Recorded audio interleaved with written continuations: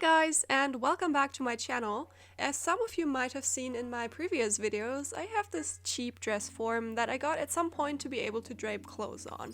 I was never really happy because the measurements were a little bit off and the lines that I drew onto the fabric are crooked, and it overall just looks very used with the styrofoam slowly falling apart. So I knew I had to do something about it. I recently found a website after researching how to make dress forms to custom sizes yourself, which has a variety of different products for this specific topic.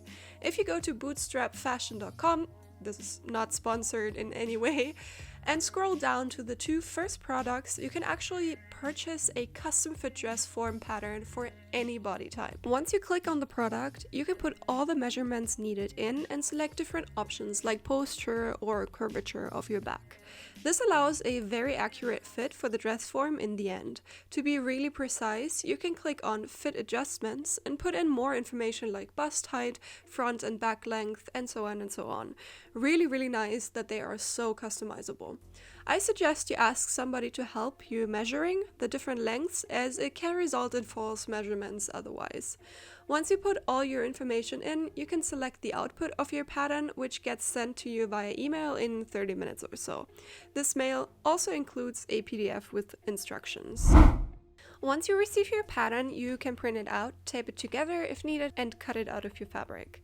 I chose some white felt for this, which after using it I would not recommend you because of a few reasons.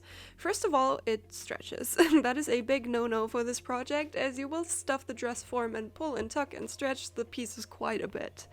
As I thought about this only after cutting out all of the pattern pieces already, I solved this problem by bonding some cotton canvas, which does not stretch at all, to one side using double-sided fusing. While you can see me bond the two fabrics together, let me tell you the other reason and a bit more about this project. The felt is actually a pretty weak fabric altogether, not only because it stretches, but also because it pills really easily after touching it repeatedly.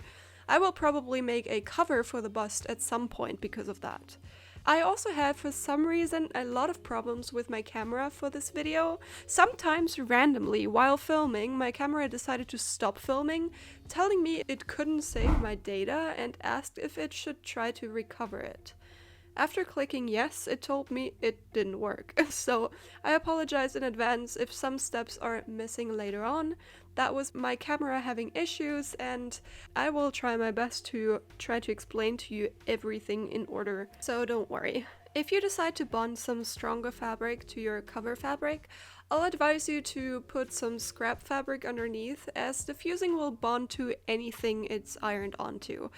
Also, my beautiful Christmassy red background, which I had to spend a lot of time on cleaning it off camera. Just be careful with this type of stuff, okay? Aside from my approach here, you need to use some sort of stabilizer for this project. So normal cotton canvas sewn onto your pattern pieces will work just fine here, as well as using interfacing. Just keep in mind that the fabric and seams will have a lot of tension on them in the end with the filling inside. I would also advise you using a smaller stitch for the seams, as they hold more tension and are stronger overall.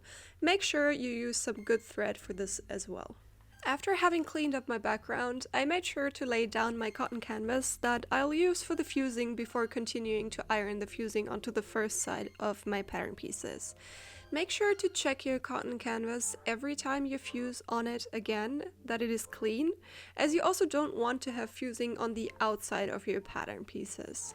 Also make sure that your pattern pieces are laying down facing the right side up, alternating both of the pattern pieces so that you have a left and a right side.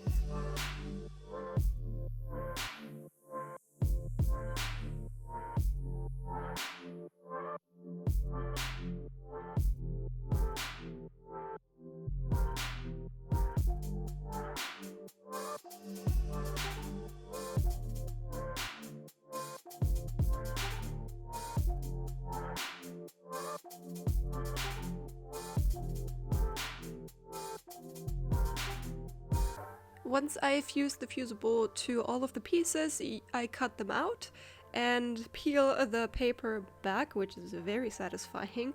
And then it's time to fuse the cotton canvas onto those pieces. It's basically the same thing again, you just iron it on. I used a little bit of steam just to make the process happen a little bit faster, and then you cut the whole pieces out again basically.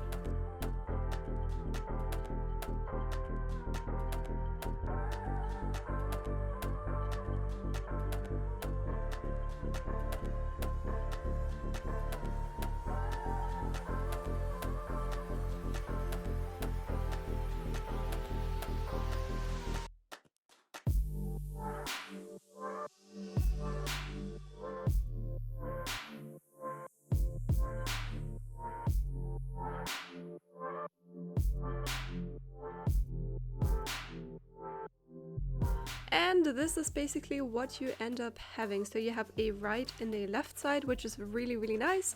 And with this, we can actually start sewing. I grabbed the center back and side back pieces, which will get sewed together at the dividing seam. Make sure to check all your pattern pieces and actually cut into your seam allowances where there are notches on the pattern. Those will come in a few different forms. Some are triangles, some are T-shaped notches, some are 2 or 3 triangles. This will help you later on to match them back together basically. Also, make sure to cut into the spots where your bust, under bust, waist and hip lines are for a later step in the sewing process.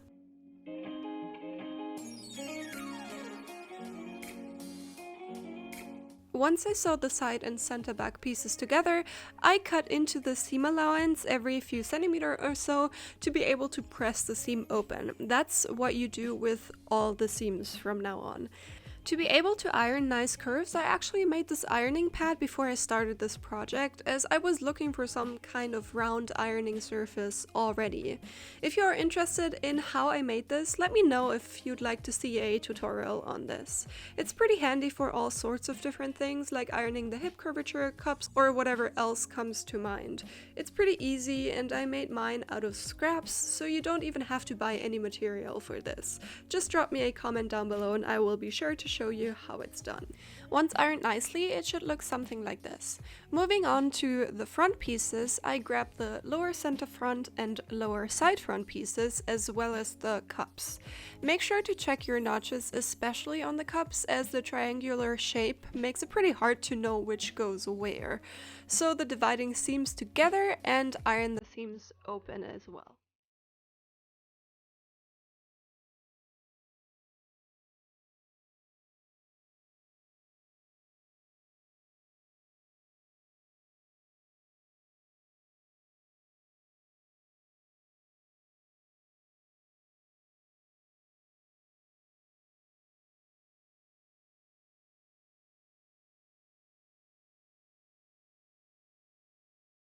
I continue with sewing the upper center front and upper side front pieces together.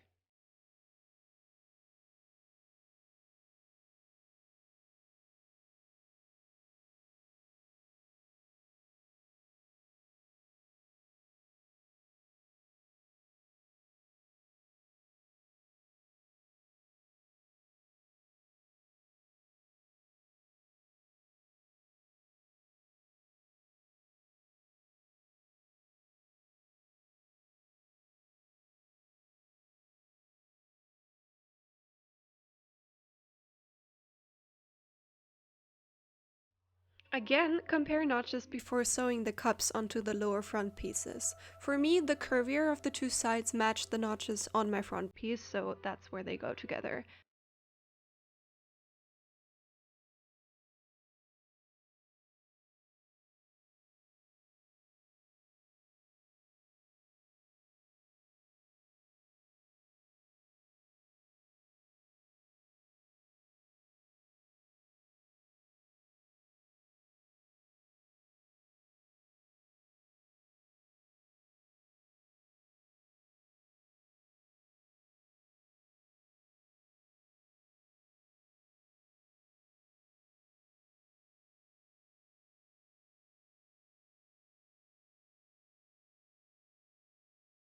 Once everything is sewn together and ironed open, the instructions say to highlight the cuff seam with a zigzag stitch in a bright color.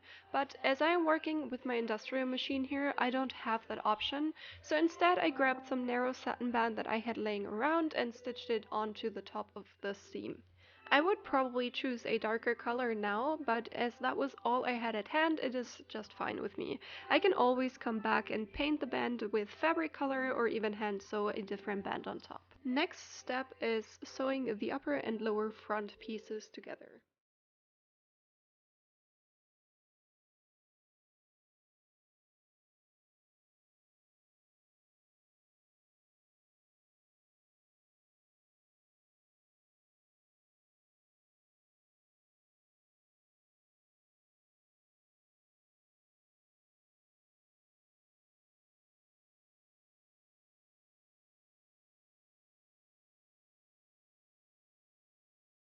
After the front and back pieces are completed, I close the side seams before highlighting the bust, under bust, waist and hip lines with the same technique I used for the cup line. Make sure to double check the placement of the satin band by comparing notches on the pattern and try to make it as even as possible.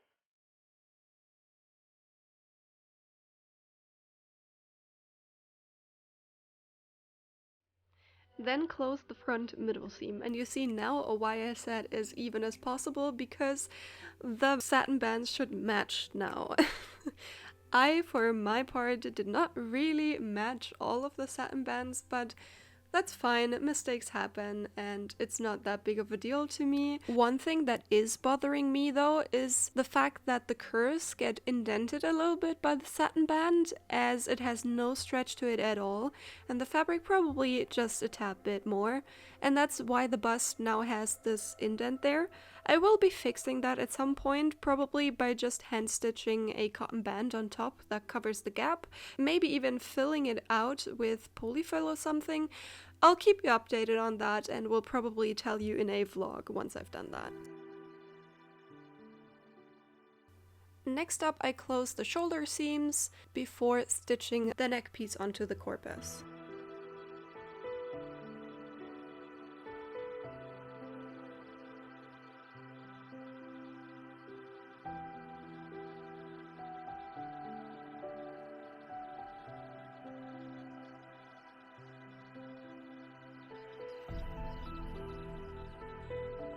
To be able to sew the neck piece, I cut into the neckline so that it can lay straight. It's way easier to sew round and straight edges together in this way.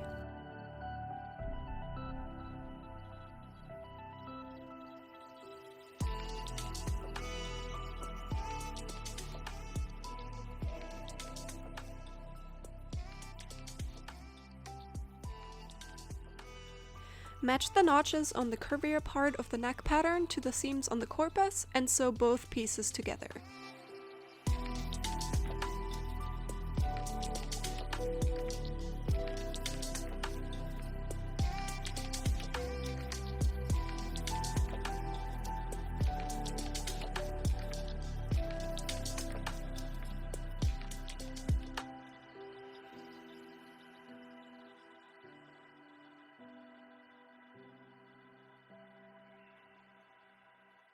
At seams at an angle like this one, I like to iron the seams open and top stitch the seam allowances down. This not only reinforces the angle of the seam, but also really looks cool in my opinion.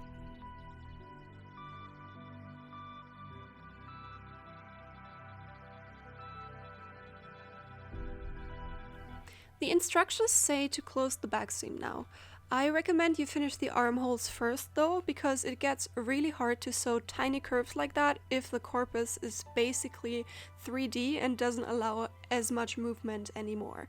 So if you have a go at this, finish the armholes first and then close the middle back seam.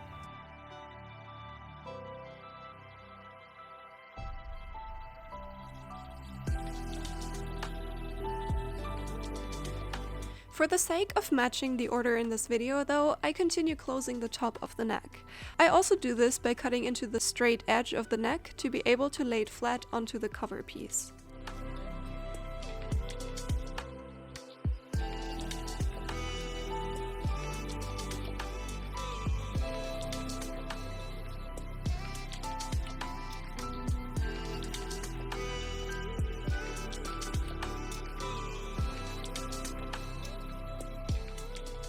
I cut down the seam allowance to around 5 millimeters, following the instructions in order for it to lay nicely once it's been turned over.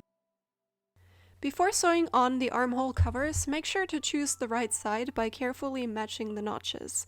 Cut into the seam allowance again to be able to sew the armhole cover to the corpus.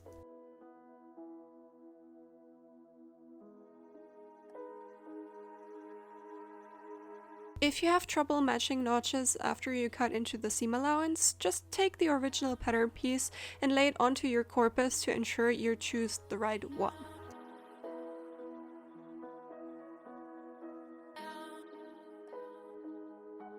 Same goes here for the armhole cover, also cut down the seam allowance to around 5 millimeters.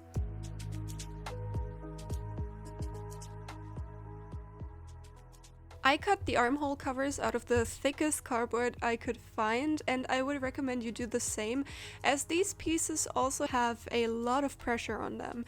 If you can't find a strong enough cardboard, just cut out 2 or 4, varying the directions of the waves inside, I hope you know what I mean, to build up the strength. Take the 2 leftover armhole inlays and sew half it to the corpus to make a kind of pocket for the cardboard. Put the cardboard inside the pocket and finish the seam. The outside is done. Now I'm moving on to an important structural part which goes on the inside. That is the front and back inner support, as well as the pipe sleeve which is in the middle there. And this part is when my camera decided to shut off on me randomly, but I will try to explain every step. Sew along the respective lines on the pipe sleeve, which matches the diameter of your pipe. Mine was 3 centimeters, therefore I sew along the most inner lines to create a pocket for the pipe. There are notches at around 7 centimeters from the lower edge of the pipe sleeve where you have to cut off the seam allowance and cut into the pipe a few times like so. This step, at least for me, was not really necessary, as it basically ensures the pipe sleeve staying in place on the inside, which mine did on its own, but I definitely wanted to include this step nevertheless. Make sure your pipe fits in the sleeve snug before continuing sewing. If it doesn't, as mine did not, I suggest you just sew a tad bit more to the inside along the lines. You don't have to, but I just thought it would secure the stand of the overall dress form in the end, so I did that. Next step is to sew the inner and outer support pieces to the pipe sleeve. At this point, it wasn't really clear in the instructions on where to sew because there was this random line on the outer support piece, and also the picture didn't really say much as to why it was there, so I just ignored it and sewed the pieces together at 1 centimeter seam allowance as usual, and it worked fine for me. Here is a clip missing where I'm showing to sew random lines up and down the support pieces to enforce the structure, but I am highlighting my lines right here. It doesn't matter how or what you sew on there, it just fuses everything together and strengthens it as well. Very important though is to highlight your bust, waist and hip line on the structural pieces, because this needs to match to the corpus in just a second. So I actually took my pattern pieces again and drew the notches onto my structural piece. Take the corpus and fold it in a way so that the front and back middle seams lay on both sides. And those are the seams where the support piece will actually be sewn onto. Now, as this is holding the shape of the corpus together, it's very important how you sew the support piece on. You need to open the seam and sew one side of your support piece onto one seam allowance of the corpus, then sew the other seam allowance of your corpus to the other seam allowance of your support piece. You do the same thing to the front seam, but for the second seam you will have to turn the whole piece over once, otherwise you just can't reach it.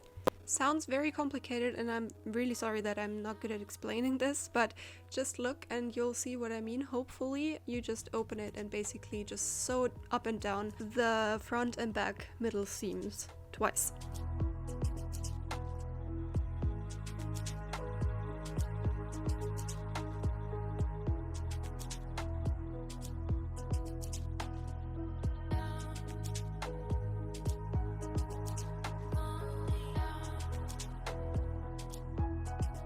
This is what you end up with, and the dress form is almost done basically. There is a clip missing again, but I basically took a kitchen sponge that I had laying around and stuffed it with filling material to go in the neck area and just added filling until I was happy with how firm it was. This is where you can put needles in the end and they will have something to grip onto as there is this sponge inside. Last sewing step is the bottom piece. I sew them together at the inner line and pipe cutout to turn them over. For small curves like this, I recommend you trim down the edges completely and cut into the round seam allowance repeatedly. Then you can use a pointy thing. I used my scissors, my closed scissors actually, to poke the edge out. Be careful with that though. Iron everything flat.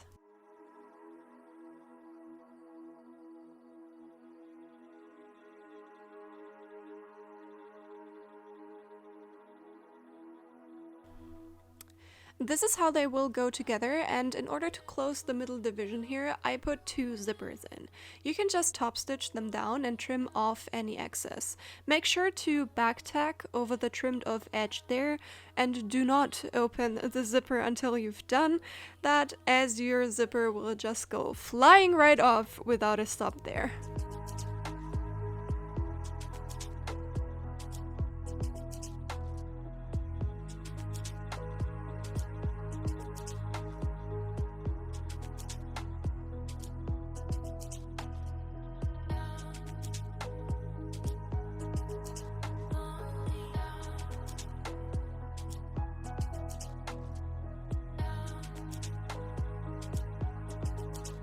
I am turning my piece over at this point, which was quite a struggle actually, but I figured it would be easier to turn the whole corpus over without the bottom piece already attached.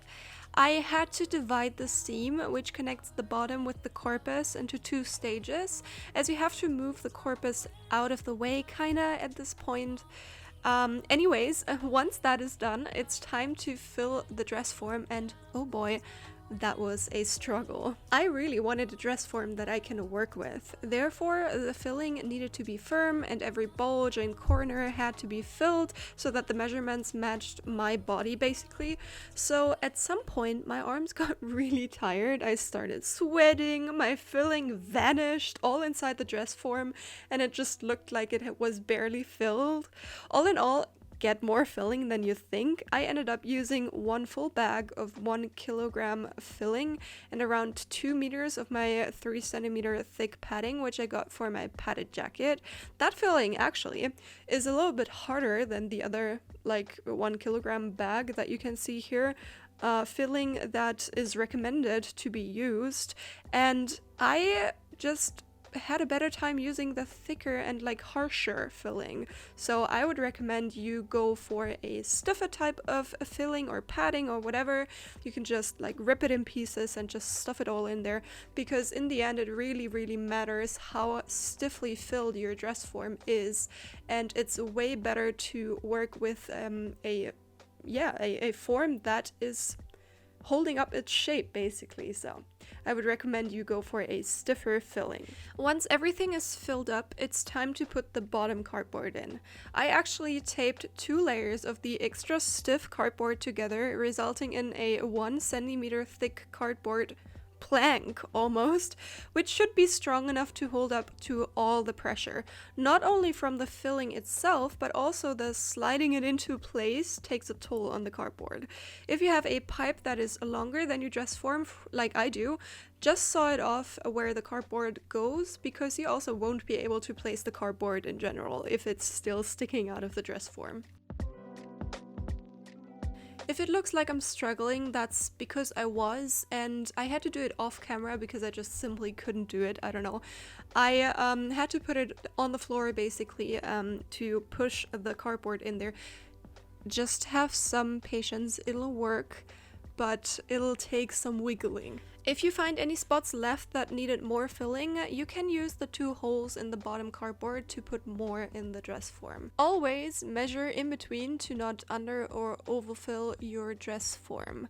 I did that right now and it was perfect, so I stopped filling, and that is basically all done.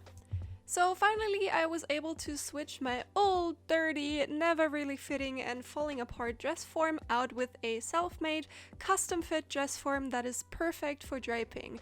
I hope you guys enjoyed my first part in my basic series and are looking forward to learning pattern making in my next video. We're gonna start off with a skirt. If you like this tutorial, make sure to give it a thumbs up as well as a comment, and don't forget to subscribe and ring the bell to get notified when I post next. Thanks so much for watching, and I'll see you in my next video. Bye guys! Yeah.